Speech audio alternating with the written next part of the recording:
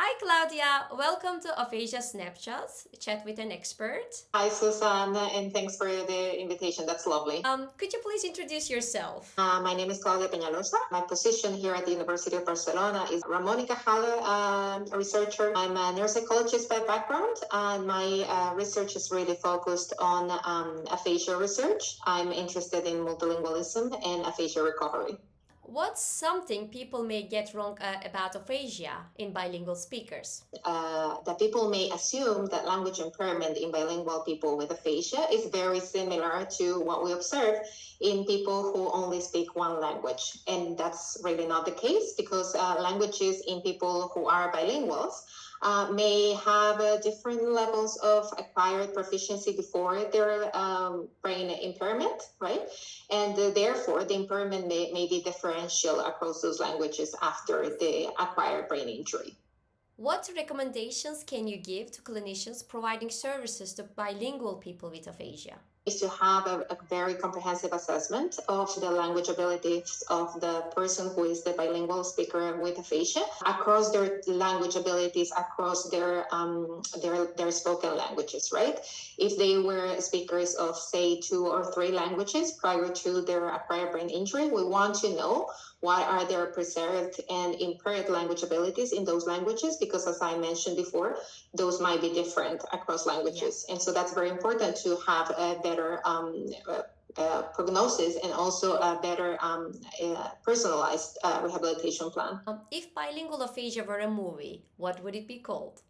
Someone stole my words, but I will try to find them. That's very powerful. Can you tell a few words about your recent research findings? What you do recently? Paper that recently came out. It's a study where we gave a sequential anomia treatment to a person who was a trilingual person with aphasia who spoke French, English, and Spanish.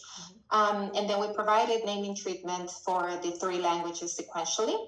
What we found, very briefly in a nutshell, is that only the weakest language, that is the French, which was treated the first, showed a very general and low-level improvements. The other 2 languages did not really benefit from treatment. But what we observed additionally is that there was some degree of cross-language interference, rather, which is the fact that when we were treating French and then French was showing some degree of improvement, we also observed some degree of interference in the English at the same time. So English became to some extent less available during the treatment itself. We were also interested in cross-language intrusions, that is when we are testing naming abilities in one language during the treatment. Then what we observed is that this person was also naming pictures that we were showing during the treatment in the other languages that were not required to be used at that moment, that we were not testing her abilities in. So that sort of indicates for us that this person was perhaps having a better access to those lexical entries, to those words in the other languages that were also treated. It was just the problem, so to speak, was that it was not the right moment to use that particular language. Right? Yeah. So to some extent, this is telling us of probably some degree of compensation, a compensatory strategy that this person was using to be able to retrieve these items that we had trained. Yeah. Super insightful. Thank you so much for your work.